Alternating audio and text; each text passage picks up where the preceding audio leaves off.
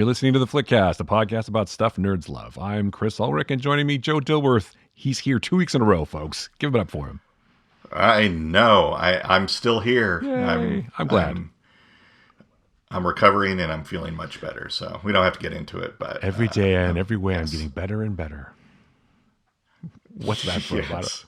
Every day is a winding road. It's goddamn. I was going to make a joke about the wine mixer, but I'm not going to. No, that's a funny movie though. If you've never seen Step Brothers, it's quite amusing. If you like Will Ferrell, that is pretty funny. Anyway, that is a definite non sequitur. Sorry, folks. On today's episode of the Flickcast, we're going to discuss the finale of Peacemaker. We're going to talk about the trailer for Doctor Strange, Multiverse of Madness, and probably some other bullshit. You know, the stuff that we get into. But it's going to be a nerd fest. Do you want to start with Doctor Strange? Let's start with Doctor Strange because I'm excited. Yeah. We should do that. I got to be honest. I don't usually fall for the trailer reveal thing anymore. Like, even with the Spider-Man No Way Home trailer, I was like, there's obviously something else going on because that was a terrible secret. But this actually, was a secret that I was surprised to find. Although you kind of suspect that it was going to happen, maybe, or something was going to happen. But to hear this particular person's voice and go, yes, fuck, man, that's Charles Xavier, was pretty cool. So mutants now in the MCU. Well, yeah, and I don't know that, again, like you said, and other people have said, Marvel is very good about and seems to be very calculated on what they reveal in their trailers. So, I was kind of surprised that they went there, although they didn't show him, obviously. It was just a voice. So I guess what I'm saying is I don't think it's necessarily going to go down the way everyone automatically thinks. Some people were speculating because it was in a some kind of not palace, but some kind of area that had a table with several chairs, that this is going to be like the Marvel Multiverse Illuminati. Which is actually a thing in the Marvel Comics universe, which is Reed Richards, Professor Xavier, Iron Man, I think, Namor, the Submariner, and some other folks, Black Bolt, are part of this organization. So the speculation from the Riff Raff online is that this is kind of a multiversal version of that. So, which would still be cool. It makes sense because he goes in. Strange goes into this big room with his cuffs, and Mordo's like, "I'm sorry, Stephen, you fucked up for the last time," which of course isn't true. But there's like people up on the raised platform with the chairs, and there's enough chairs for the Illuminati. So I think the one thing that they're going to show, obviously this isn't Charles Xavier from the Fox universe. I think it's Charles Xavier from another multiverse where he also can walk, because I feel like one of the things that's going to be a big reveal is that, oh, look, Professor X can actually walk. He's not in a wheelchair, maybe. Right. But also it could be multiverse Iron Man. I mean, some people. It's funny to watch the speculation, and I didn't go this far, but some people were like, oh, maybe this is where Tom Cruise comes in as Iron Man. I'm like, I don't know if Tom Cruise is going to come in as another Iron Man. Where did that even start from? That's been going on for a long time. Everyone's like, oh, because they originally... Tom Cruise is going to be as Iron Man in the movie. They originally wanted to cast Tom Cruise as Iron Man, but he turned it down.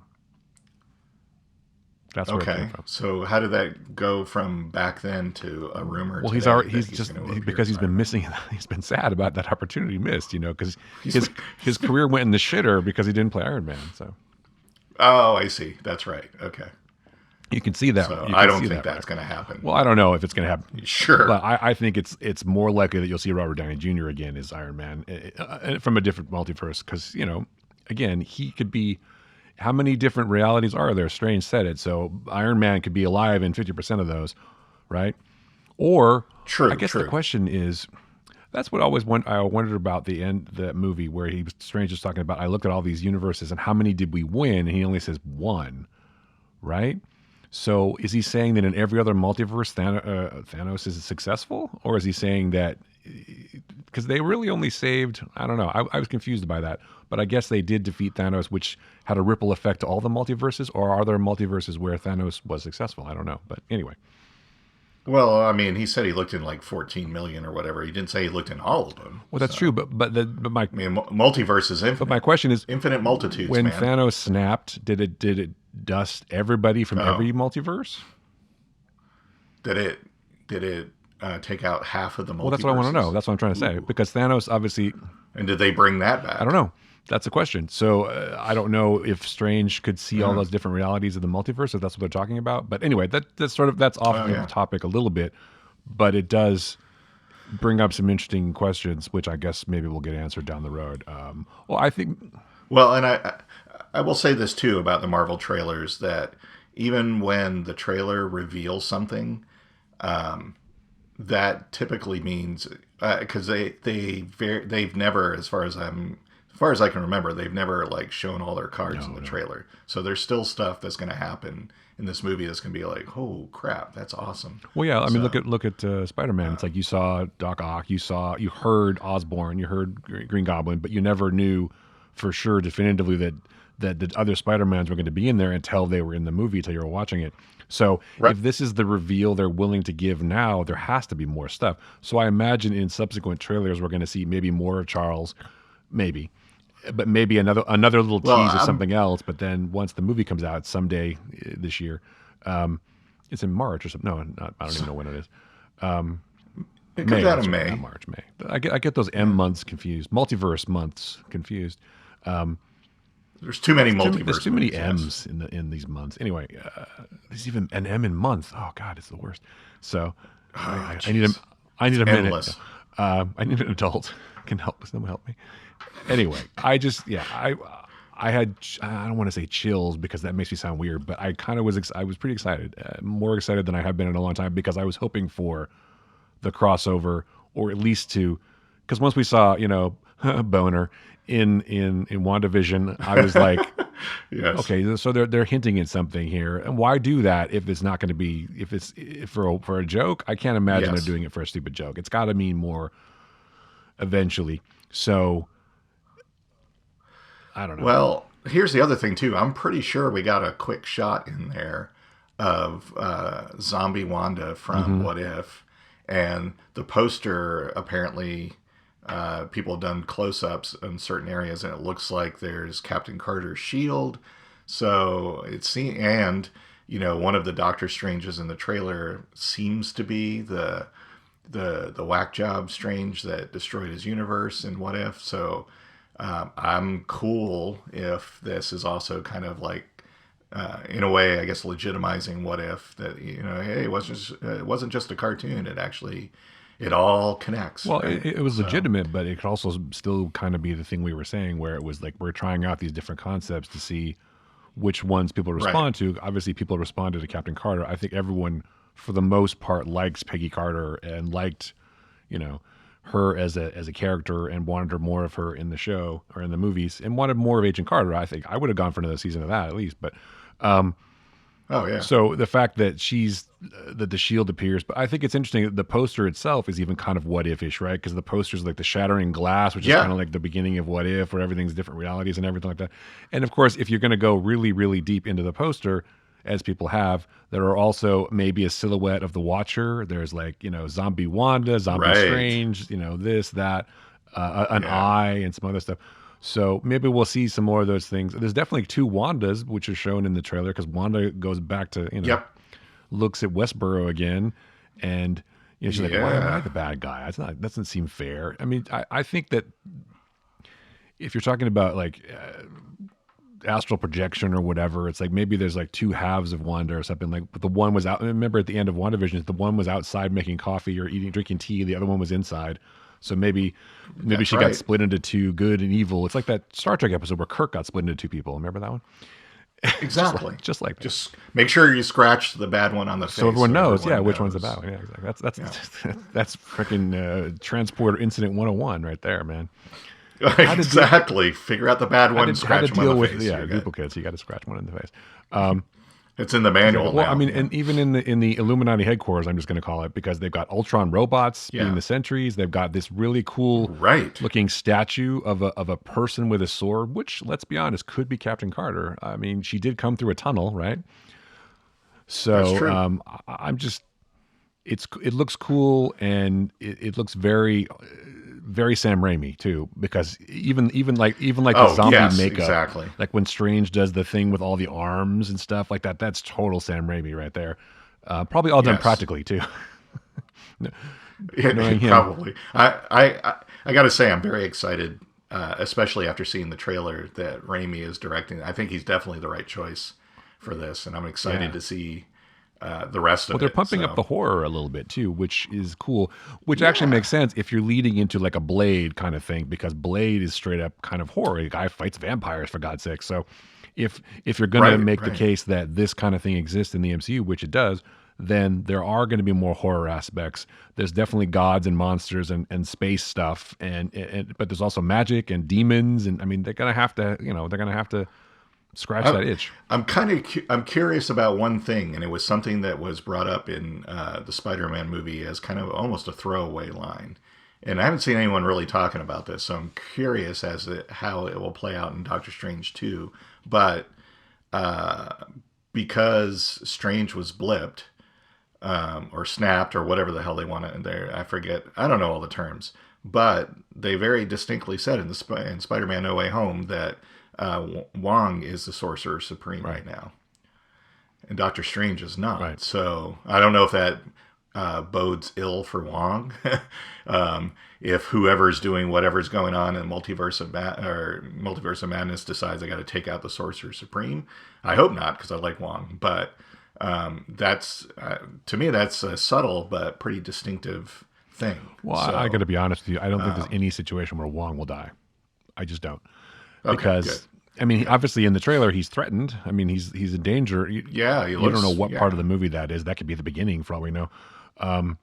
Or is it an alternate multiversal? Well, that's true. That's true. But yeah, it's just that's true, because in that version of Strange looks like the better sort of like flowing gray-haired guy, the well-coiffed guy, instead of the regular Strange we get. Right. So it could be, it could be a different Wong too. But yeah, I don't think no, they won't kill him. They won't kill Strange, obviously, either. But no. But also, I was curious about his.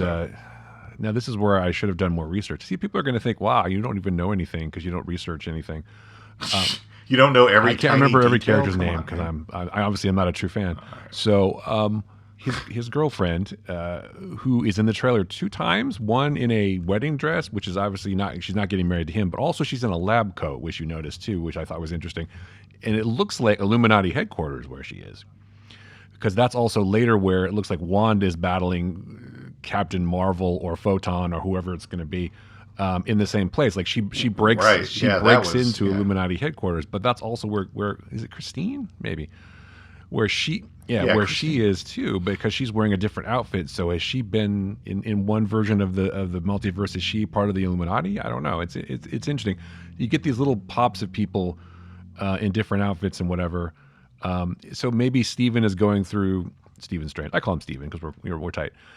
Maybe he's going through different multiverses and seeing the damage that he's done. It's like the whatever the thing where the Christmas people visit you and show you all the bad things that you've done. So Christmas Carol. It's his own Christmas Carol. Yeah. So that's kind of my other question.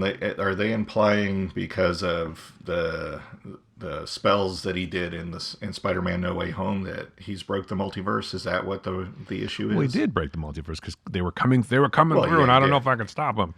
But yeah, you're right. I don't think that there's anybody. I mean, there probably is, but I don't think there's anybody really that I would want to see direct sort of a horror Marvel film more than Sam Raimi. I think he has the right aesthetic, absolutely. And he has the right, obviously, the love for this genre and for the comic book movies and stuff. And I saw an interesting thing.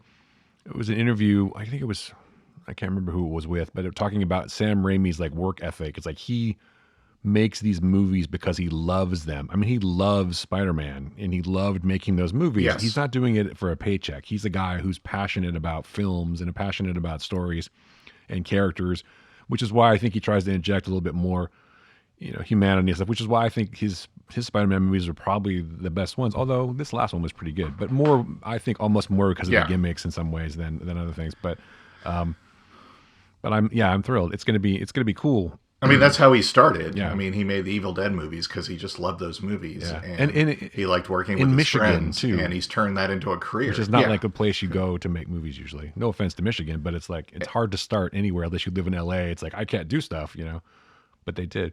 Yeah. Now, I'm just thrilled. There's so many things in this that make me very happy. I'm excited. Do you think we'll see any other X-Men in this thing from the Marvel from the Fox Maybe. franchise?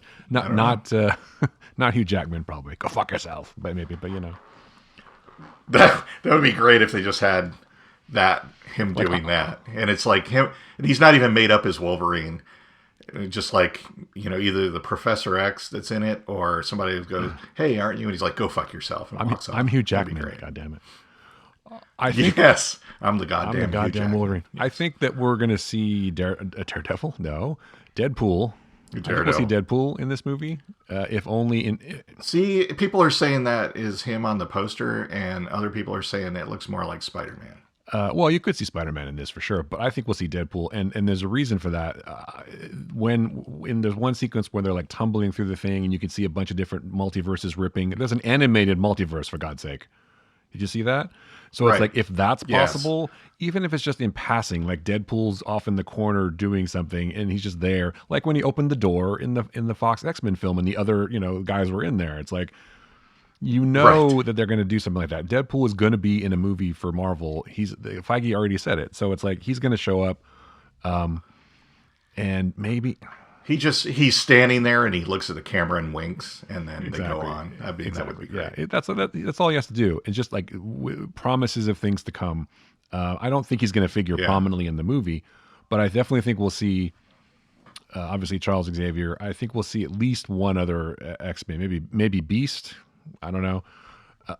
I see. Here's how I do. Sorry, we like to produce. Well, they're not going to. They're not going to bring. They're not going to bring Namor and introduce. They're not going to introduce new characters in a movie like this in this way. It's not going to happen. So, well, no, they should like show Deadpool for a second. He looks at the camera and goes, "See you soon, kids," and winks, and then he's gone. There you go. Yeah, perfect. he should. Yeah, he that's should all totally I got to do. that. Yeah, that'd be great. He wore the brown pants. Okay, that's a funny line. Yeah, Ryan Reynolds. I would love to see him show up, but I don't know who else is in the Illuminati. Do you think? And then we'll. Well, there's a rumor that Anson Mount's going to reprise Black Bolt from the Inhumans TV that is series. a deep cut. Yeah, I know. It is, and that would be, and it would be great because he would only need to show up for like half a day because Black Bolt doesn't talk. All they got to do is just put him in makeup quick and have him. He could just be sitting there, literally, they just show some reaction shots. They could put him in the outfit and put him in front of a fucking green screen and just do it. They don't even. He doesn't even need. Right, they could do it on the set of Star Trek. Be there. Yeah, because he's. I think during the time they were shooting this, he was shooting Strange New Worlds, but they could have taken like a couple hours and made him up and put him in front of a green screen on the set, and then sent. Well, it could have been on his day off. I can't see Paramount cooperating, but I mean, it could be maybe. But I mean, Marvel and DC cooperated. But the thing is, he'd have to be under contract, and the Star Trek contract would supersede anyway. It doesn't matter. Again, let's not get into contract shit, but. It would have to be something that they agree to, and I can't imagine that they would agree to it. But he has days off, and he has other time. He could have shot something 6 months ago. We don't know. Well, Namor actually could totally be in it because there's the huge rumor that he plays a part in Black Panther 2 that's out not too long after. Yeah, but that's not. Doctor You're not going Strange, to introduce a character necessarily. Marvel doesn't. You can just show him though. I mean, like a quick pan around the table. None of these, and you show these characters. None of these guys are going to speak. Charles is going to do all the talking. Maybe. Yeah, he might speak, but I'm just saying you could definitely work that in. It's kind of like. Hey, here's a preview. Well, the real question is, are we going to get Reed Richards? And if it's Reed Richards, is it going to be John Krasinski just sitting there going, "What?" Because Reed Richards is in the Illuminati, so I don't know. Is this how they're going to introduce Fantastic Four? I don't think so, but maybe. Yeah, this is the preview for everything to come. This sets the stage, man. Well, okay, so it's Photon, and I don't know. It's Nick Fury. Who are the actors that are currently under contract to Marvel? It's Nick Fury, and it's I don't know. I don't know who it's going to be.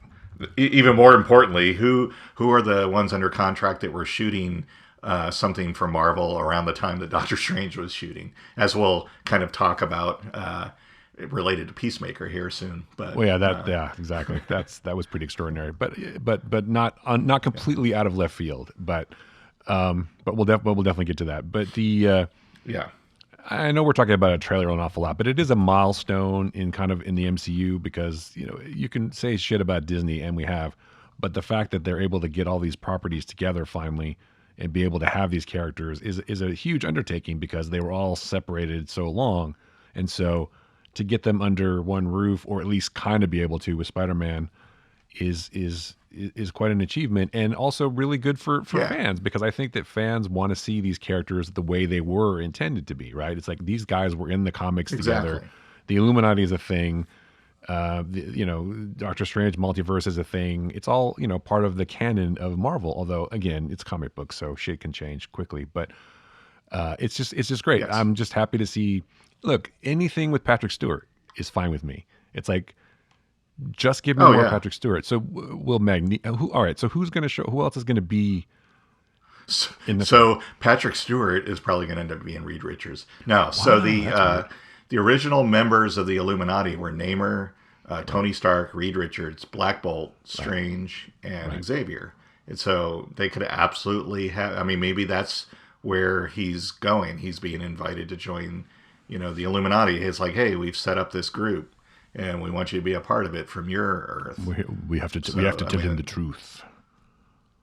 Yeah, and that way they could have those characters show up, and maybe there's something where Xavier's like, "I've got to bring the X-Men through. I can't leave them to die." Well, here's another thing that's that too might be interesting. stupid. Maybe Kang is on the Illuminati because It Kang could has be, been established as a bad.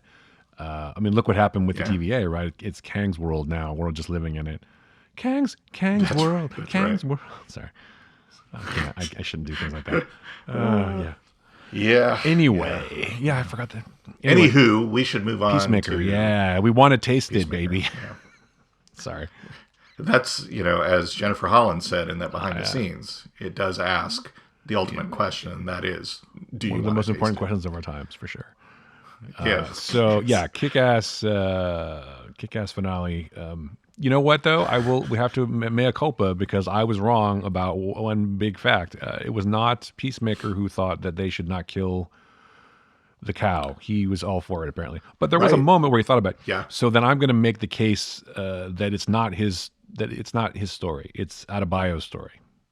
The whole show is Yeah, about her. I think so. I think, or it's Yes. largely about her and her development as a character, and also the other supporting characters too, like Economos becomes more self-sufficient, although he ends up going back to Belle Reve at the end. But he has this picture. He's opened up a little bit because he has this photo from the van, and Harcourt becomes more of a badass as she always wanted to be. But I guess in some ways, Peacemaker is kind of the same almost, but maybe a little different.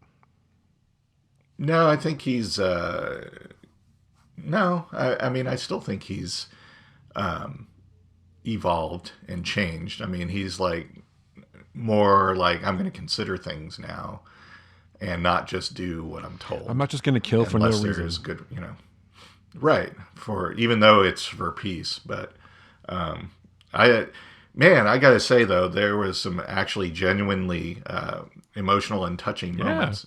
James Gunn is just a master at that. It's like he can be as absurd as anybody, and then in the next moment make you kind of get misty eyed.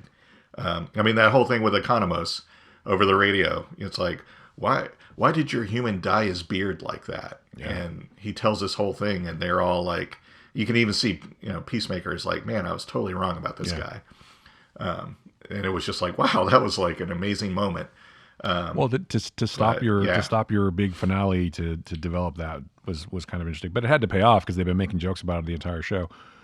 So Right, well, exactly.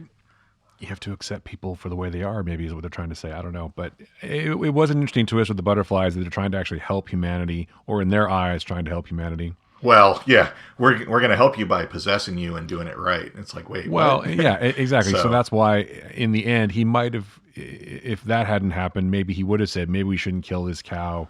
Maybe we shouldn't do this. But then he realized that, because he's about choice, right? He never had choice. So obviously he's going to make a choice now, Right. which is to give humans the chance to fuck it up. Although maybe he thinks that he's the one who's going to help humans, or their little ragtag group is going to. Although when they were making maybe. this, they probably didn't know they were going to get another season. So this is the series finale in a lot of ways, if you think about it, because there is a lot of finality to it. I mean, if people go back to their jobs, people do their things and whatever. And Adebayo sort of blows the lid on everything, which is cool. And you get Waller going, what That the-" was cool. she's not happy. Yeah. So it's great. But then, of course, the sort of throwaway joke, why'd you get the fucking Justice League over here? You're like, what? That's a weird thing. That's a weird flex, And then, dun, dun, Right, dun, right. spoilers, the Justice League shows up. They show up. Yes. And you get probably the greatest line in the entire show. Fuck you, Barry. I love that. And it's like they've been doing this fish joke about Aquaman the whole series, and it pays off at the end. I hate that rumor. What? It isn't true? Fuck you, Barry. That was just great. Just to get fucking Momoa to finally say fuck you, just to get Aquaman to swear. I thought that was great. Exactly. But yeah, like you said, like which actors are currently making DC properties? Right. They were both shooting their respective movies at the same time. So let's bring them over for an hour for a cameo or whatever. Well, apparently they even just shot those on green screen and inserted them in because they were talking about Ezra Miller's cameo was shot on a green screen, but it was really cool. I mean, we got a silhouette of Superman and Wonder Woman, but to actually have Momoa and Ezra Miller not on set, but in the actual show playing their characters was pretty great, especially Reverend. Apparently, Gunn was because they were like, "Wow, how'd you actually get Jason Momoa to do that?" And he told Momoa before they even started shooting about the Aquaman screwing fish joke, and apparently he just like couldn't stop laughing about it. So when he was like, "Hey, do you want to show up and pay that off?" He's like, "Absolutely, I'm." Well, you can absolutely see that as something that he would want to do. Momoa seems like the kind of person who would be up for almost anything. Let's be honest. Probably not having sex with fish, but almost anything else, maybe. Well, so it was great, and the fact that sort of, I mean, I want to say legitimizes the show, but it kind of does in a way, because Peacemaker was like, well, he's a fifth tier part of the Suicide Squad movie, and now we're going to give him a show. It's like, well, that's a good diversion, and the show turned out to be great, and I fucking loved it. And then to have this happen, obviously DC is very behind this whole thing, and who knows, maybe this means that James Gunn will end up doing a Superman movie or something down the road. I would watch that, but I totally would watch that. I mean, we're definitely getting a second season of Peacemaker, and Gunn is writing and directing all episodes. He's already said he's working on another Suicide Squad related TV series. Polka Dot Man, I'm telling you, man.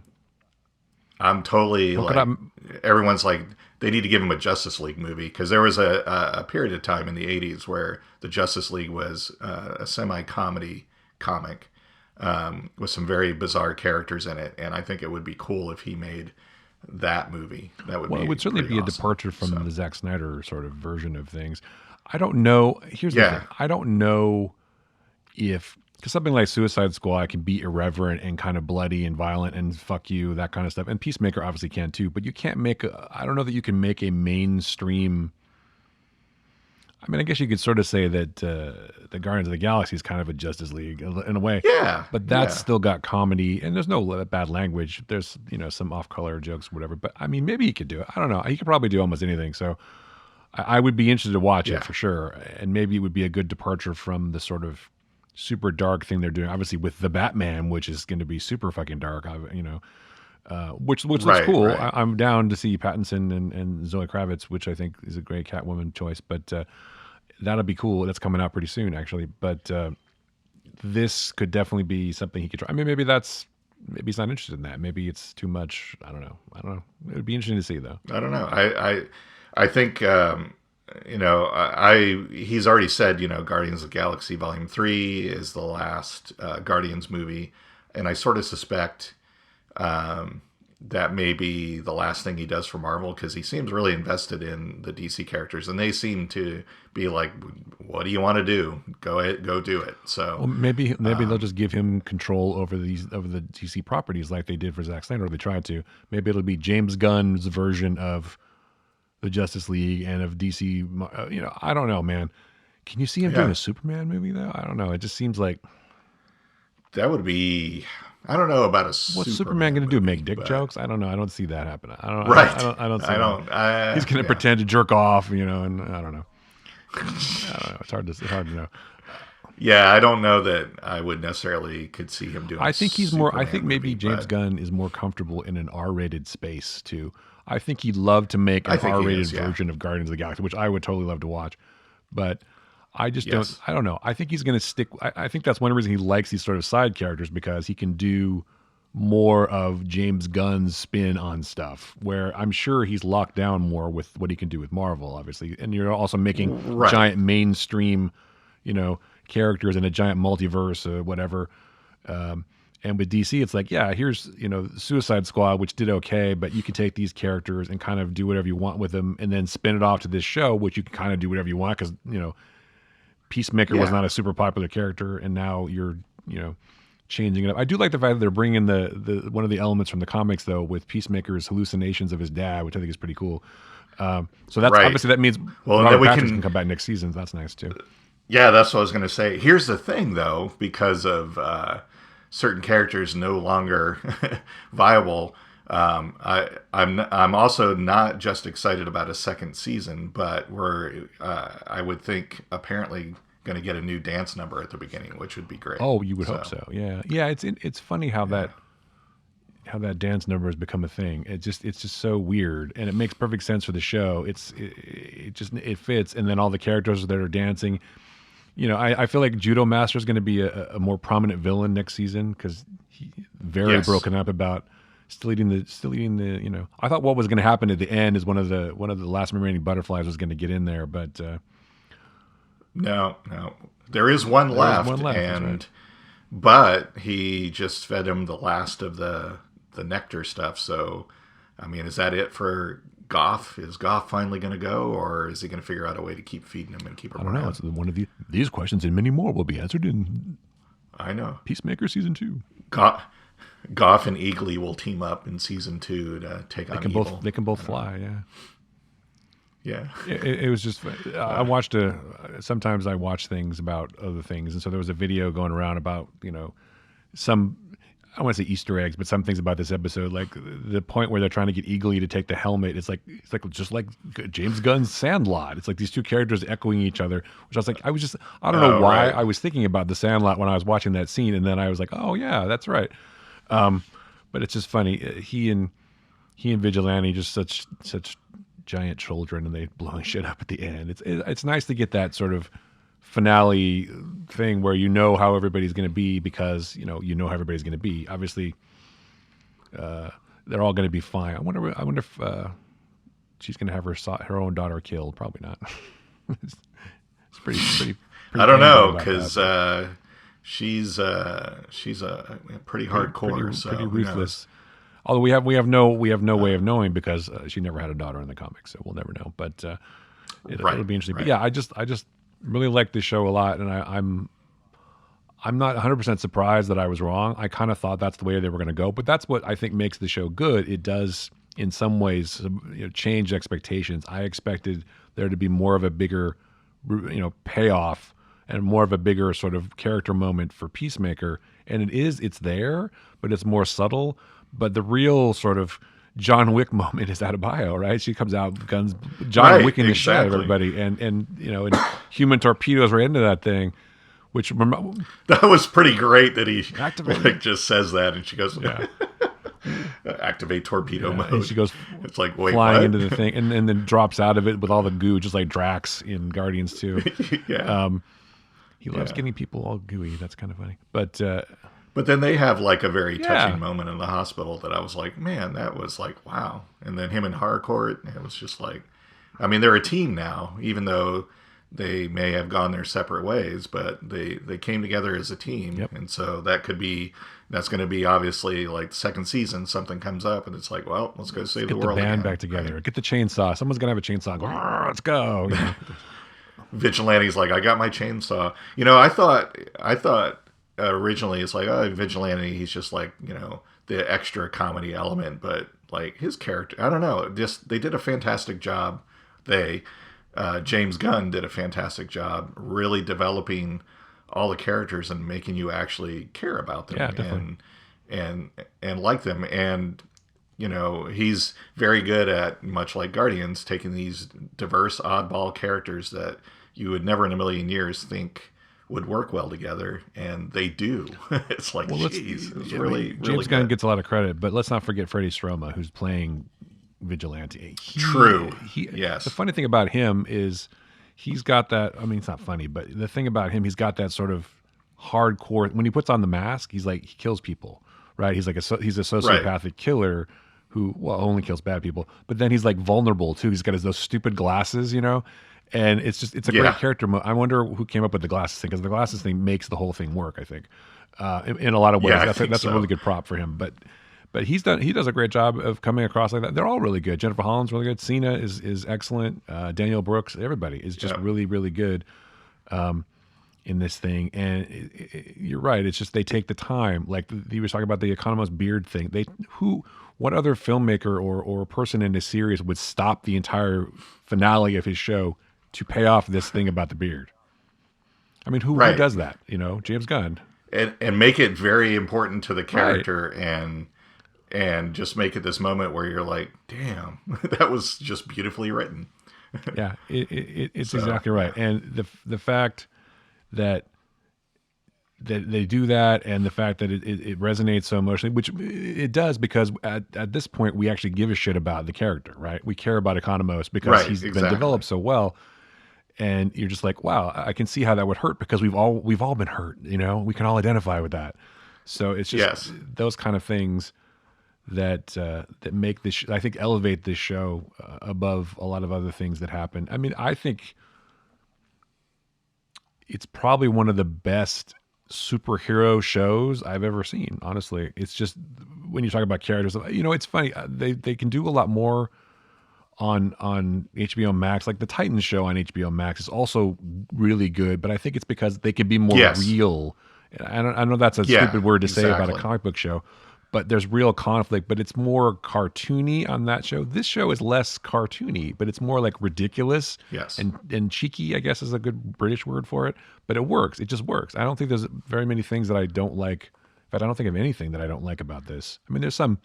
That was just consistently Well, yeah, great. And I definitely agree with you that even though everybody got some great moments and character development, that it totally felt like Adebayo's show, though. it did. Yeah. Well, I think that she has come the farthest. I mean, Peacemaker is in a lot of ways still Peacemaker. He's still Chris at the end, although he's broken Yeah. free of his father, sort of physically at least, Well, but yeah. obviously not mentally. He's always going to be there. And Harcourt was always kind of a badass, but now she's just proven herself. And Yeah. Economos is kind of, he found more inner strength maybe than he thought he had. Although at the end he kind of failed a little bit by falling down. But Yeah. Though after his big yeah, thing, and then he no immediately, more fucking almost yeah, immediately, no more yeah. kaiju's, man. That was pretty funny. Yeah. That Yes. entire sequence is just to pay off the fact no more fucking kaiju's. That was like a joke, and now that the whole thing was him going in there for that reason. So, but it's okay, and for Exactly. the beard, of course. Exactly. But yeah, Steve Agee Well, is yes. great, and Robert Patrick, awesome. I would love to see more of him, even though he was a total asshole. I would love to see more of him. He does an asshole really well. I hate to say it, but I did. I found it funny on. They were having a Twitter rewatch for the season finale, and Christopher Heyerdahl said a couple times. He's like, "So we didn't really. Are we sure Locke is dead? We didn't really see his body, did we?" It's like, yeah, he got shot in the head, but maybe seemed like Heyerdahl was lobbying, like, hey, I'd like to come yeah, back. I'm sure he had a good time. Well, So the funny thing is, thinking of all these characters, but even somebody like that, Locke was. I was watching the show and I was like, wow, Locke is actually more human now, being possessed by an alien than he ever was before. It's like he's yeah, crying and dancing and laughing and stuff. And before that, when you first meet him exactly. with Murray, he's like, wow, this guy's probably a sociopathic killer in a lot of ways too. I'm a little bummed we're Yeah. not going to get Murn back, but I mean, unfortunately, it's sad, but I don't think he can come back from this. But Yeah, I thought he was a really good character, and I am bummed that I guess of all of them, he seemed like the least developed. I mean, I know we got bits and pieces, yeah, but and maybe it was because he was killed off. We never really got to see where that character was going, but maybe that was just the point. It's like, well, not all characters make it Well, to that's the true, end, but right? someone's got to So, be the butterfly, and someone's got to be the, right, But the other thing is, Murn's not a character from the comics either, so it's like, right. and it's not. It wasn't his show. It's Adebayo's show. The more I think about it, Exactly. the more I watch this show, and the more I sort of give it thought. Like I said, it really seems to be her show. Like she's the character that's driving things. She's the one who can help humanize Peacemaker.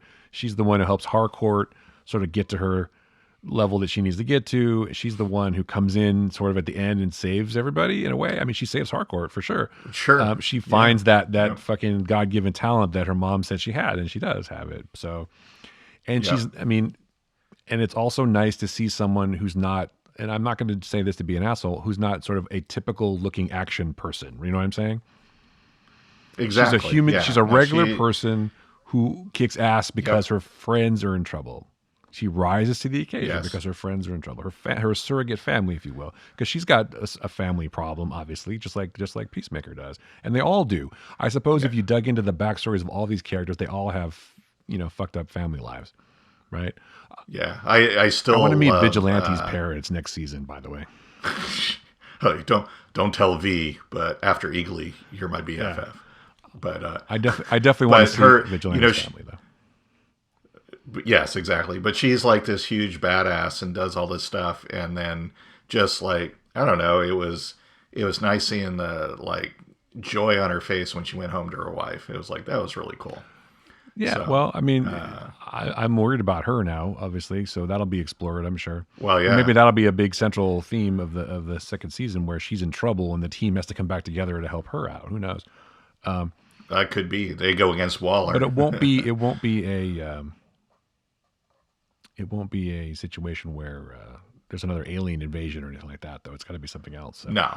I guess I'm trying to remember from the Suicide Squad movie. If I remember correctly, did they all get explosive devices implanted? Did they take Chris's out? I can't remember. I don't think so. I thought they mentioned it at the beginning of the season, but maybe not, because yeah, you're right. Couldn't she just Waller just blow go, him well, up? F Yeah. him. Yeah. Well, I know I don't remember. I know they were gonna blow them all up at one point, but then she got knocked out in the control room. Yeah, but I thought, wasn't that like part of the reward for the mission or something, that they would get those removed? I don't know. remember either. Now I need a rewatch. Yeah, there was just a sort of dangling thing that I was thinking about this whole season, kind of like, oh, what happened to the explosive? Does he get? Right. I mean, obviously, I'm sure it's not. I'm sure it's not something that actually wasn't resolved. I'm sure it was resolved. I just can't remember how it was resolved. So Yeah, I don't either. I can't But, see yeah, I'm him sure it was just in there leaving that somewhere. hanging there. So Yeah, exactly. But maybe the second season is Waller sends another group of Suicide Squad after all of them, and they have to band together to fight him. Because I mean, wouldn't that be like fantastic if they could somehow get? I mean, now I can't remember his name. Who played Bloodsport? Idris Elba. He's done TV. He's got his Luther. He's got a TV series. He could probably totally do it's a not few TV. episodes. It's not of TV. a It's HBO series. Max. So maybe they send Bloodshot and Ratcatcher and a new Suicide There you Squad go. There you go. after them. That would be great. I'd love to see that. That would be I fantastic. wonder if Harley Quinn will show up next season. Maybe she could be the one that shows up at the end instead of the Justice League. That's interesting. Yeah, I thought in some ways that was going to be the ones who show up at the end was the rest of the Suicide Squad to come and right. help Peacemaker, right? But then again, I don't know if you'd bring back They don't Idris like him, Elba's though. character because Idris Elba killed him, right? So it's like, Yeah. They don't like him like him, because he killed Flag. right. So I don't see them coming to his defense. But it was interesting that the Justice League was kind of a cool thing. But That would be. Sorry, I'm looking for ways to bring back No, that's characters fine. now. I mean, that would be a cool dynamic in the second season if he had like his two mental devils. It was his dad and Rick Flag. That way, you could have Joel Kinnison show up as Rick Flag from time to time, as like, are you sure you want to do this? Is this gonna get you? Is this gonna help peace? Is this gonna? So Rick Flag could be his better side, and Dad could it's be like his the worse devil side. and the angel on his shoulders or something. Yeah, I think that'd be I don't know. kind They're of already fun. doing one gimmick with the dad. They're probably not going to have a second gimmick with that. But I'm sure Kinnaman's probably Yeah, pretty probably busy not. too. He's doing Yeah, another season of for all that. He's mankind, probably got and movies. He's probably got other shit. But I mean, I'm sure he would come back if there was a way to do it. I'm sure he enjoyed working with James Gunn. But yeah. I don't imagine that there's anybody who doesn't enjoy working with James Gunn. I've never heard. I don't think I've ever heard any bad stories like he's a dick or anything like that. I think people have a good time, and it shows. I feel like they're having a good time on the show, making it, and all that. So I don't know. Yeah. I imagine that people come Well, back. the other thing we didn't get is there were no cameos by Nathan Fillion or Rooker. Right. So that was Well, a little again, I'm still disappointing, going to maintain that Rooker was the cow, but yes, Rooker with yes. sunglasses was the cow, was the model, Yes, or was Nathan exactly. Fillion? I don't know. You could go either way. Or they combined both their voices to There you make the go. cow. Yeah, that'll come out later. Or it's Sean Gunn. It's got to be one of either that because Sean Gunn isn't in the show at all, which I thought was also surprising too. Oh, that's right. Usually yeah. he's out in everything. So He did motion capture for the there you cow. go. He did. Well, there was only like one CGI monster in the entire thing, so obviously Right. They still got to do it for a budget, so it's not a movie. It's just a TV show.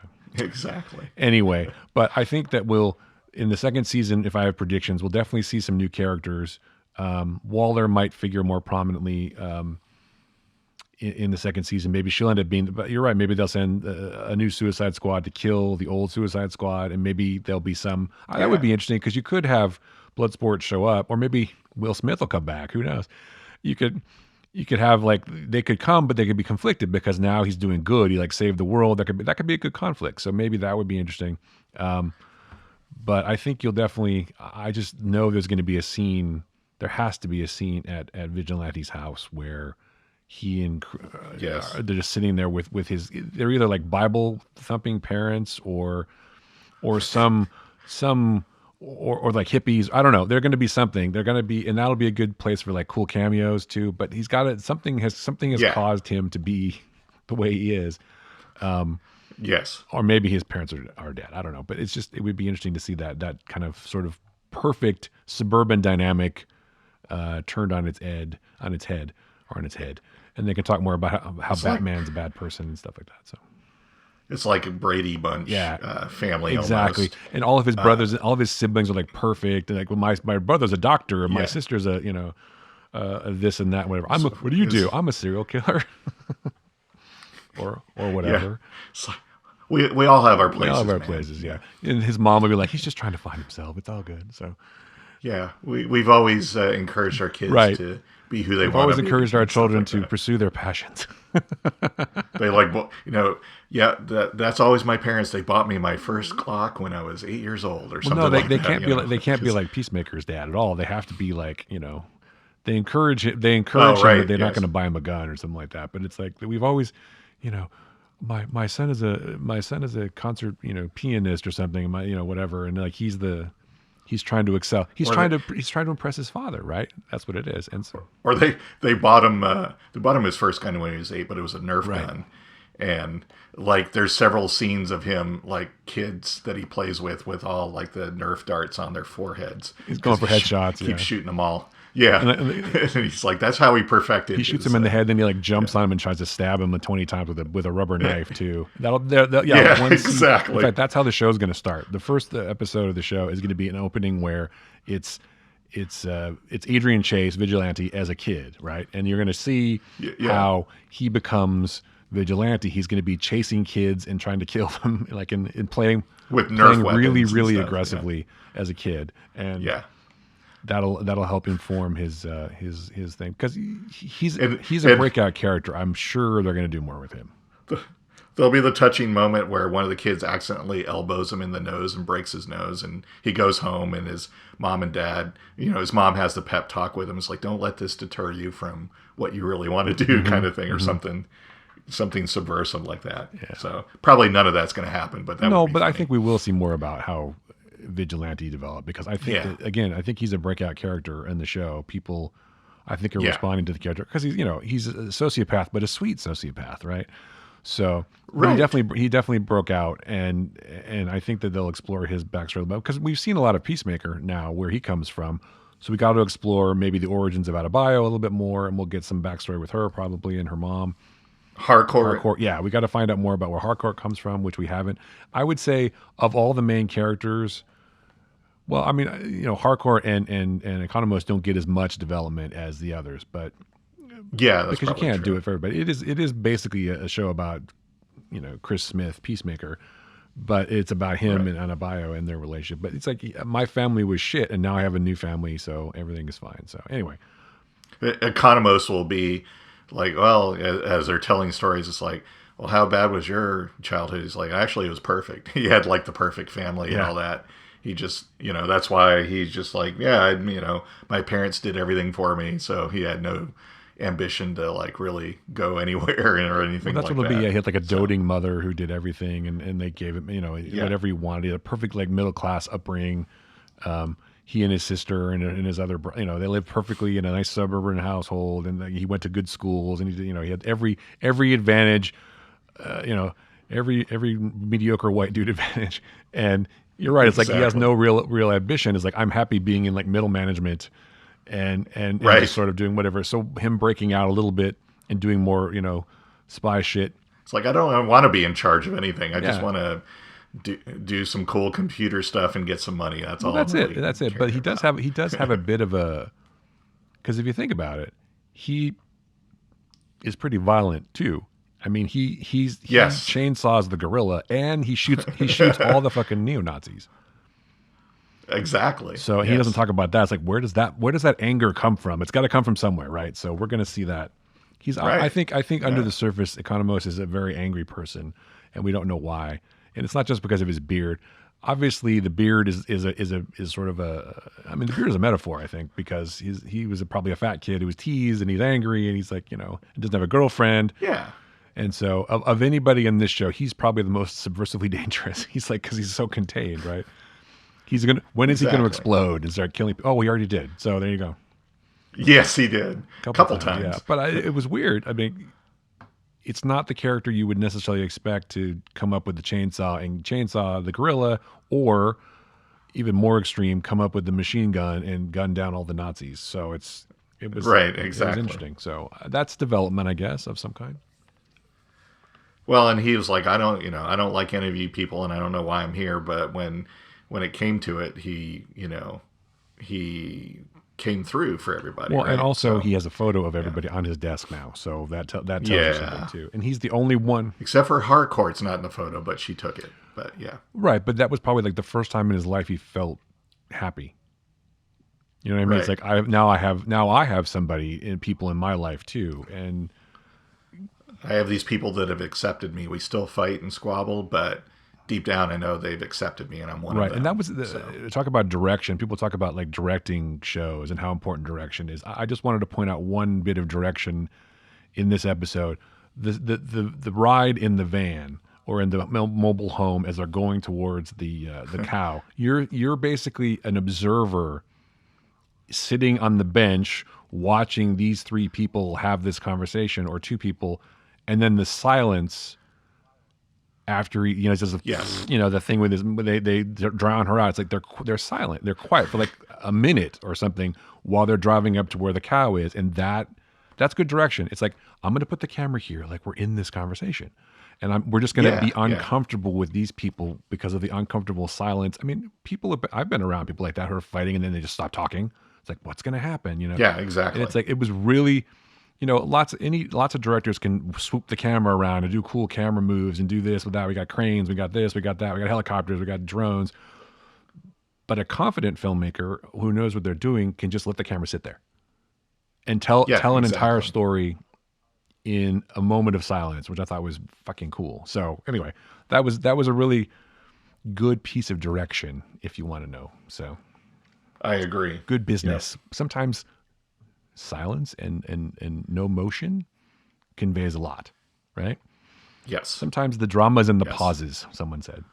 Anyway, all Exactly. right. So Peacemaker, can't wait for season 2. Very excited for that. I don't know when we'll get it. Never, probably, but in another year or something. But Oh, we will. They're supposed to. Apparently, they're going to start shooting. Yeah, Here but he's got to soon, finish so Guardians of the Galaxy. That's but going to take a while, and then he'll yeah, start doing yeah. this. But I was kind of surprised he's going to direct all the episodes. I'm fine with that, but it's just why not let some people, you know, Maybe he's just like, I'm very specific with the story I want to tell. well, I and don't know. again, that's fine. It's just a lot of work, but it's like you treat it as one long movie probably, and you're just you're done. So Yeah, yeah. it's not that complicated. I'm sure he'll be fine, but it's just Well, they had some good directors other yeah. than I him this thought. year. I mean, it wasn't. I didn't think there was any stark difference between I mean, there was the a episodes he there was a directed. little bit of a difference. He doesn't Yeah, do as much like camera movement shit that's obvious camera movement that some other people do. Like the one episode where they had like the sweeping right. thing where they're going into the office and the camera kind of whirls around the desk and all that. So Yeah, that that's wasn't that's true. not him as Yeah. much. He's I don't know. James Gunn, I think, comes from. I mean, he does come from like the economy school of filmmaking. It's like I can tell an entire story by sitting the camera here and not doing anything else. I can let the thing play out more like a play in a way because I didn't have the toys when I first started out, so I had to make it Yes. work without that shit. And I think that helps you, like working for Trauma or working for other people like that. It's just you learn to do stuff economically. Yes. So, and not just economically because of money, but economically because you don't have the thing that money buys you in big productions, which is time. He's like, I gotta fucking set the camera up and Right. get the whole scene in one. That way, you have to be smart, like you Right. said, smart about where you Work place the smart. camera, Yeah, and exactly. yeah, and what performances you get. And that I think that's maybe his biggest asset. Although he is very good at placing the camera, but he just gets terrific performances and the right performances out of Yeah. actors. I mean, I would have never in a million years thought that. I was like, oh, John Cena's a good bit actor, but there's no way he's going to carry a series. And holy crap, he did a phenomenal Well, it job. helps. It helps who you So, put around him too. right, I mean, exactly. he's So, great as an ensemble. I mean, it is Peacemaker, but let's be honest, the ensemble's what helped make it because I don't know yeah, that. Well, and that's the key to any show, right? It's like any TV show or any movie. It's like the characters are the thing that matters in a lot of ways, and the story too. But the characters. yes. So Cena is great, but he's definitely helped by having great people around him. So It all starts on the page, Chris. it If you don't have that it script, does. Yeah. then Well, people don't believe in scripts sometimes. So yeah, I apparently. mean, you can. The thing that makes sense to me, and we can move off this topic in a minute, but the thing that always made sense to me was like when I did acting and stuff, when I was in acting classes and things, like you learn your lines and then you can forget them, right? Then you can improvise. So the idea is the script is not. I mean, I don't want to talk to any playwrights about this who will say I'm totally wrong, but it's like the script is the guideline. The script is the sort of blueprint, but that allows you to do for inspiration to strike, right? That allows time for Yes. inspiration because you're not making shit up on the day, although that happens too, obviously. But you have this blueprint. You have this really good blueprint. It's like here's what we're gonna do. Plus, not only that, but all the crew needs a blueprint to know what the fuck what props are we using in this scene. Right. Yeah, People need a exactly. script for that. But it's like, and things can evolve on the day. The actors can, things can happen. But it's like I think you need as good a screenplay as you can get before you start. And Absolutely. so Yes. you always hear these stories like, oh, we were getting new pages on the day. It's like that's not how you run shit. Okay, so let's go to picks. Do Do, you want to go first? we should. Oh, I can go first. I'm actually going to pick a film franchise, and it's only because I've rewatched all these films leading up to the latest one, which I haven't seen yet because I'm still not going back to the Oh, so theaters, it's not and it's not on a digital it's for a not while. Jurassic Park. But Okay. no, the franchise I'm picking is the Scream Oh yeah. franchise. I think I've talked about on here not necessarily being a horror fan, and I'm not really a horror movie fan, but for whatever reason, I really, really enjoy the Scream franchise, and I think it's because it makes commentary and meta commentary on horror movies as a whole. I mean, it was made the original, like first three, were made and directed by the king of horror movies, Wes Craven, right? So I just like the fact that they explore and talk about the rules of horror movies, and then like the rules of sequels to horror movies, and then remakes of horror movies. And they're kind of explaining the movie to you as it goes, but at the same time they also kind of work against expectations. And here we're explaining to you how this works, and now we're going to show you how it can be done differently and go in a different direction. And I just really appreciate that. I think they also have really good characters, at least the three that have been in all of them, Sydney and Dewey and Gale. I liked and very much enjoyed rewatching them, and I'm actually looking forward to seeing the latest one. And they've already pulled the green light on a sixth one, so Well, the sure. franchise is not going away. Yeah, it's funny you say that. I just watched the Scream 5, or what do you want to call it? Or just Scream, as they're calling it. I just watched that the other day because Right. it showed up in the thing that I watch movies on. I enjoyed it. I actually thought it was a good way to sort of reinvent things while also paying respects to the originals. It's really good. Oh, Yeah, good. I That's enjoyed good it. to Yeah, know. it was. I think you're gonna like it. There's some interesting developments in the movie, and it does cover some of the same ground, but you actually are okay with that, and it doesn't bother you. It's not super Cool. scary either. It's kind of bloody, but it's not super scary. So yeah, it was good. I enjoyed it. Good. Actually, Wes Craven directed all of them except this one. He did all. He did Scream Oh, 4. he did do Yeah, the he fourth did. one. Okay. He died in 2015, so he did all of them. Okay. But I only know that because it says it on Wikipedia. So no, I'm just kidding. Oh, I see. But yes, Okay. I did know that, and also, I didn't like Scream 4. I thought Scream 4 was kind of shit. So I'm glad that I didn't okay. necessarily. I I didn't enjoyed necessarily think. Well, compared to the original, they've all kind of gone downhill since the first one, because the first one was so, in a way, innovative. It's like, how do we reinvent horror films? We reinvent them by poking fun at them and having, the characters actually meta talk about them during the movie, which was cool. And Right. it was a good gimmick. Kevin Williamson came up with a really good gimmick, I thought, and that was a really good way to bring sort of slasher movies back. This one, the most recent one, kind of does that again a little bit in a new way, and that's why I think I liked it the most. So Okay. I think you should watch it, and we should talk about it after you watch it. Yeah, I definitely will. I look forward to watching it because, like I said, I'm a fan of the previous four. So, But no, but looking forward I was to just it. joking about Wes Craven. Wes Craven was a genius. I loved pretty much all his movies, even the weird ones. And Yes. it was a shame that he passed too early. I think he had a lot of movies left in him, so that sucked. But Well, and he showed an interest in kind of meta movies because one of the Nightmare on Elm Street movies actually featured some of the actors as themselves, and Right. Freddy apparently coming into the real world and coming after them, which I thought was clever, and I actually enjoyed that one more than the others, which were just hack and slash movies. I thought, but yeah, I've always kind of liked his take on things. I've liked obviously that Nightmare on Elm Street and the Scream movies better than some of just the straight out slasher movies. But yeah, he's an accomplished filmmaker. he can't get all of the winners though. I mean, he did do Vampire in Brooklyn, so that's not.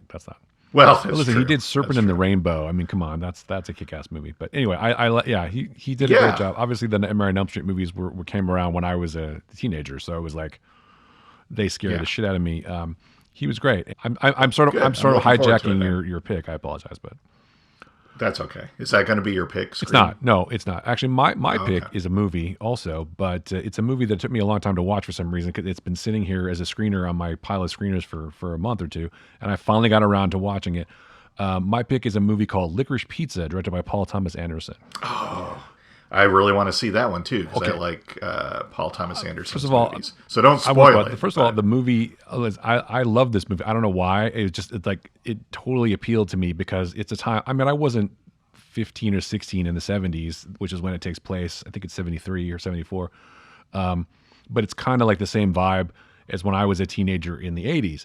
But I used to go to Licorice Pizza when I was a kid and buy records and stuff and tapes, I think, at the time. Nice. But Yeah, me but, too. But that actually, the funny thing is that doesn't even show in the movie at all. I'm sorry, spoilers, but there's no Licorice Nice. Pizza in the movie. But it stars Alana Haim and Cooper Hoffman, which is the son of Philip Seymour Hoffman. Yeah, exactly. Who does a fantastic job. They both do a great job. The leads are terrific, and Sean Penn shows up. Tom Waits shows up. Tom Waits is awesome as a sort of weird director character. Bradley Cooper. They're all really good, and the movie is just, I don't know, it's hard to describe. The only thing that I found funny about the whole thing, and when you watch this, if you watch it, you just tell me if you think it's funny too, is the two leads that seem to run everywhere. Like they're always in a hurry. Which is funny because now that I think about it, the movie takes place during the gas crisis. So there's like a lot of times when they probably don't have gas for their car, so they got to run everywhere, which is funny to me. Well, there you go. There you go. But yeah, Bradley Cooper is awesome as John Peters. If you don't know who that is, John Peters was a hairdresser who became a producer. He was Barbra Streisand's boyfriend for a while. Anyway, or as he says in the movie, Streisand. He's like trying to tell him how to pronounce Streisand, which is funny because he's saying it the same way. But Bradley Cooper is terrific in this thing. And there's a little bit of like real characters that sort of mix together, and the main male character, Cooper Hoffman's character, is based on a real guy. It's kind of like, Paul Thomas Anderson got inspired by something he saw, and then he kind of weaved it together with his friend's stories of being like a child actor and a waterbed salesman, which is totally bizarre, but it works because it's true. And so it's just great. And I love the soundtrack. There's not a bad actor in the movie. And of course, Maya Rudolph shows up for a few minutes, and she's just awesome. Well, I'm sure she's awesome, yes. And all their kids are in it, I think, too. PT and Maya's kids are in it. Anyway, it's a really good, and it's weird to see Alana Haim, who's never really done a movie before. I mean, she has a really good band. Haim, if you've never listened to it, they're really good. P.T. Anderson had directed some of their music videos, so he knew the whole family. And so the family, all her sisters are in the movie, and her parents are in the movies too. They're playing her actual parents. Oh, nice. They're great, yeah. Because they're like show people too. Or her dad was like a professional soccer player, but also a musician in Israel. Anyway, it doesn't matter. But it's one of those things where you're smiling like the whole time. And I'm like good. Laughing the whole time. I'm just enjoying it because the energy is there, and the sort of it's just very infectious, and the sort of idea of growing up in those times. And also the thing that was also amazing to me was the idea that at that point in your life, anything is possible, right? It's like anything is possible. It's like this guy is going to be whatever he's going to be, but he's a hustler, he's going to be something. And she's looking to break out of her sort of boring life, and at first it resists the idea that this is her, going to be, she's going to be with this guy because there's like a 10-year age difference, which people are sort of upset about. Right. But it's like, yeah, it's a really, I want to say, wonderful film. I really enjoyed it a lot. So I would say if you have a chance to watch it, and if you're a child of this, of the 80s or even the 70s, that it's definitely worth your time. So I'm looking forward to it. I would say, we were talking about James Gunn earlier, and I would say Paul Thomas Anderson is also one of those directors that knows that sometimes you just let the camera sit there and you let your actors do the scene. He's another one that is like not like, I guess in technique, like an over-the-top director, but he just knows how to get great performances. You mentioned, there's not a bad actor in it, and I would say that's probably true of pretty much all the movies of his that I've seen. I think I've seen all of them. Yeah. There's just not a bad performance in any of them, and there's not a scene that makes you go, well, that could have been shot better. He loves making films, and he's a very good director, and I'm very happy when he has a new movie out. Yeah, it's great, and he's definitely, different stylistically speaking than James Gunn, but he's just I've been a fan since he made Heart 8, which is his first film. And I saw that like at a screening when it was like a rough cut back in the day, and oh man, and I was like, this is great, and it's just. You're right. He's good at taking these characters, sort of loser, loner, or whatever you want, and kind of making you sympathize with them. Which, not that Cooper, his character is a loser. He's just kind of like he's just like a dumb kid who doesn't really know his limits. He's got potential, right? He's like, I don't know how I'm going to be successful. I don't know what I'm going to do. I'm just going to try everything and try to make it work. And that's what happens. He's got moxie. You know what I mean? Like. He's got moxie. That kid's got moxie. He does. Yes. It's like those characters seem to recur. Like John C. Reilly's character in Heart 8. It's like he's a kind of a loser, but who also kind of is starting to win a little bit, right? And so Yes. Hardy. It's a great movie. If you've never seen it, it's really good. I mean, it's definitely different than a lot of his other things, but of course, There Will Be Blood, and another The kind of amazing film, yeah. and The Master. The first movie I saw by him was Yeah, Magnolia, and then I immediately went and sought out his previous movies, Boogie Nights, Heart Eight, and they're just really good. yeah. I don't know, and they're not. He doesn't make. I don't feel like he makes the same movie over and over again. I mean, he picks different genres, and He does. in different time He does, but a lot frames. of them take And place in the valley, which I appreciate. well, I lived that's in the true. valley for so long, so I appreciate that. I wonder if he would ever make a sci-fi movie. That would be Well, he hasn't made interesting. one yet, so maybe Yeah, it would be interesting. Paul Thomas Anderson making a Well, now Marvel. you're talking about Paul W.S. Anderson, I think. You're getting them confused. Well, yeah. With PT and Paul. I'll just say that within a couple months of each other, we got a new Wes Anderson movie and a new Paul Thomas Anderson movie, and sadly, we did not in that time frame get a Paul S.W. Anderson movie. No, So we didn't. But maybe someday. That would be funny. The Andersons all get movies, but the trifecta. effective Yeah. Andersons, yeah. I mean, just if you've never seen some of this guy's credits, I mean, Hard Eight's great. Boogie Nights, Magnolia, There Will Be Blood, The Master, Inherent Yes. Vice, which is I think an underrated kind of thing. It's just so Punch Drunk Love. Punch Drunk Love. I love yeah. that movie too. I would say of That's- all of his films, Punch Drunk Love is the one I like the least, which is funny. I have to go back and revisit that. I think probably. I'm not a huge Adam Sandler fan, and I thought he got Sandler doing a great performance in that movie. But Yeah, but he never gets the credit for that. It's always the or it's always the Diamond movie guy, the guys, the Safidis, Right, which is ironic because one of the Safidis is in this movie playing a real character actually. In Oh, yeah, interesting. He's in one of the he's in the movie because obviously they all know each other. I'm sure. Anyway, I just Cool. I just enjoyed it a lot. So it's definitely worth watching if you have a chance. But also the Scream movie's pretty good too. But it's not as good as this one. So. Well, yeah, I would And imagine. you know, if awards are a thing for you, it's nominated for Best Picture, Best Director, and Best Original Screenplay for an Academy Award. So that should tell you something. Nice. But none of the actors are nominated, which is weird. I thought that Cooper Hoffman, although it's going to be hard for him because his dad was so amazing as an actor, it's going to be hard for him to come out of that show because he looks so much like him too, as you would expect. Yeah. He's got some of the same mannerisms. He's got some of the same. He's got obviously a lot of the same look. He looks more like his father than his mom. It's going to be hard, but he does an amazing job being likable, but kind of being a d-bag a little bit too. I hate to say it like that, but kind of being. But Alana Haim is just.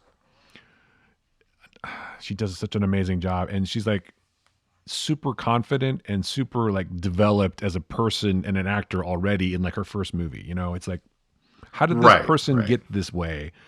It's just she's gonna blow up big time. I think almost in some ways. God, I really want to see this movie more than Cooper Hoffman, and you know that's Bradley Cooper kid. He's pretty good too, so he'll probably do all right. I think that Bradley Cooper actor, he'll go places. Yeah, he might. Yeah, he's just so funny, man. I wonder if John Peters. You know, I got to imagine he's not exactly like that, but apparently, Paul Thomas Anderson. I'll call him PT because it's easier.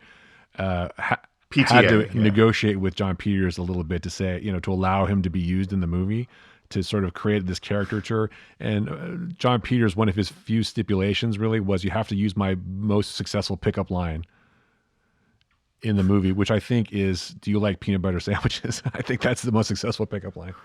I don't know. You have to watch the movie for the context. But anyway, it's just he's we're both in this. He's like this whole thing where we're both in the streets. I didn't notice that before, but I could see it now. Even now, it just cracks me up. The whole scene with him and Cooper Hoffman is just Man, I'm really looking forward to this movie. I'm sorry I can't send you the screener. I wish I could, but no, I understand. Apparently, it's as totally they tell fine. you 20 times, this movie is watermarked just for you. I'm like, yeah, I know. I'm not going to steal it. Okay, Jesus Christ. Do they tell you while you're watching the movie? I will say this: of all the screeners I've gotten, which is quite a few, luckily I'm very very fortunate to get them. They do one of the best jobs. They put the for your consideration shit outside the lines of the widescreen. Oh, nice. They don't put it on. They don't most put it people do on the that. screen. They don't put it. Yeah. And interfere with you, but it does say, property of MGM, and it does tell you 6 times at the beginning that stealing is bad. I'm like, yeah, I know. I just remember I haven't gotten, well, occasionally I still get screeners, but I know like at certain ones would have the, property of whatever, studio like opaque Yeah. across the middle of the screen through most of the movie. And it's just like, I get it. I understand what you're doing, but you're pulling me out of this movie that you want me to review in a good way. And That's I'm right. just And we like, talked about that before. It's like I'm sure the director didn't wants to see you to see the movie as intended, but I'm sure it wasn't like I want a giant fucking block of text in the middle of my screen, Anyway. right, And again, exactly. I'm not So, and complaining about free movies because that makes me sound no, like no, a no, no. disingenuous dick.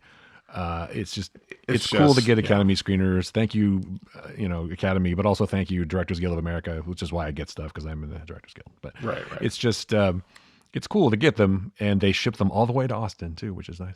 Anyway, so find the Flickcast at Apple Podcasts and Spotify and Amazon and Google and wherever you find podcasts. Joe and I are on the socials at What Joe Writes, and I'm at Chris Yu, and also Ulrich Picks on Instagram. And you can find the Flickcast at the Flickcast because that's what we do. And please check out our collaboration with Whiskey and Waffles at our Discord server Oh, yes. with those dudes. And then, feel Yes. free to give us a like and review. And thank you for the people who've actually rated the show again recently. I appreciate that. Yeah, I saw thank you there was a very couple much. of more reviews, so or a couple more, ratings, which I appreciate. And Joe Yeah, appreciates too, even if he doesn't say anything. No, he does. I'm just kidding. I do. I do He appreciate it. appreciates Thank you. things, so it's cool. I do. And that's pretty much it. We'll be back. We'll be back again. So, anything else, Joe? I think All that's right, cool. it. I think we need All to right. go. So for Joe Dilworth, I am Chris Ulrich. Thanks for listening.